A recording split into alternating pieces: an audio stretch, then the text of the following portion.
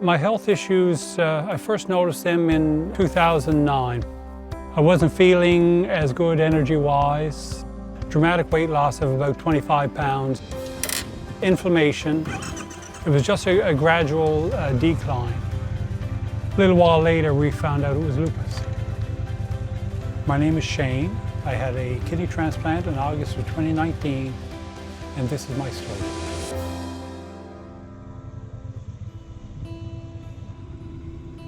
I started dialysis in February of 2013. Wasn't much choice there then. My health was really starting to decline. My treatments were 3 to 3.5 hours each time, 3 days a week. And then I switched to a different form of dialysis, which would take 30 to 40 minutes 4 times a day. So that certainly took its toll. Getting on the transplant list was its own journey in itself. It took approximately 4 years to get on the list. Basically, you have to have a bag packed, ready to go, because you could get the call at a moment's notice and you could have to make a beeline to the airport. It was a Friday. We were at Costco, my wife and I, and we had a cart full of items, and my phone rang, and it was transplant coordinator basically saying, "We've got a kidney for you, and you got to get to Halifax." We both were excited. Couldn't wait to get to the airport, actually.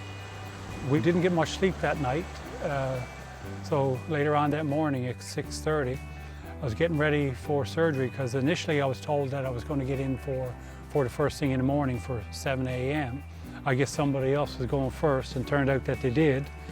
And so my transplant happened in the afternoon, and I got in at 1 p.m. and met the surgeon and the team, got hooked up, and the rest was history. I woke up about 3.5 hours later in recovery with a new lease on life.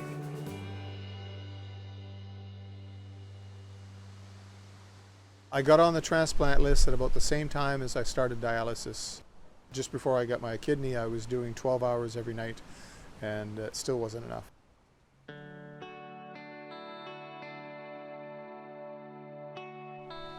When I woke up, I could immediately feel the difference. It was, I just felt more energetic immediately. It was amazing. I didn't meet Shane till probably a couple of days after surgery. We were total strangers, and we only had one thing in common, and that was that we had received a kidney.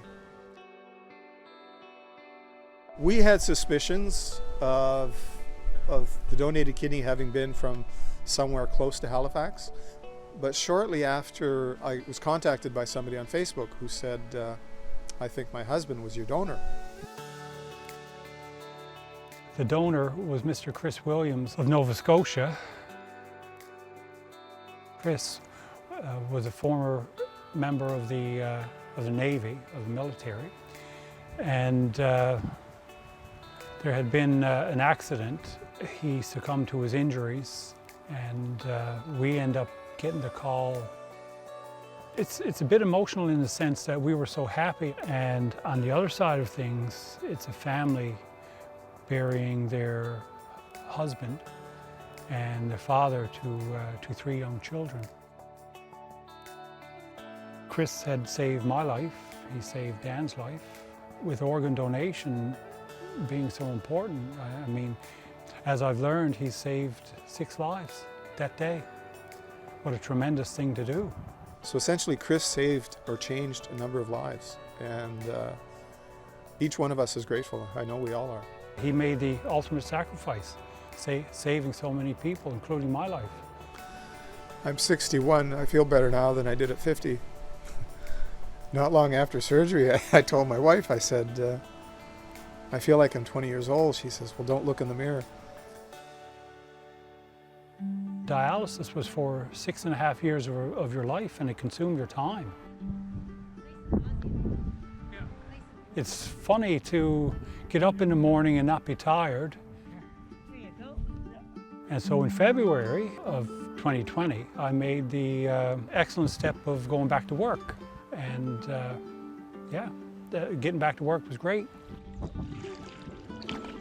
And then I've been able to kayak, get out on motorcycle, go mountain biking, been able to walk more, go berry picking, and do things that I hadn't done in a long, long time. Tell me about your wife, Colleen. What's her support been like? Her support has been really steady, really steady. And we're out walking together, and we were out walking together getting ready for transplant, and I can't believe that a year has gone. And I guess that's the thing, you just face it together and you move on, right? And we're both very happy that we have a new lease on life. I guess if I was to meet Chris, I would tell him what it's done for me and what it's done for my family. I can travel now. I'm doing renovations around the house. I just retired, and so now I'm looking forward to a nice long retirement.